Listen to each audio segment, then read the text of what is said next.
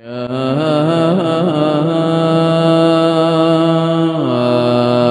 أيها الإنسان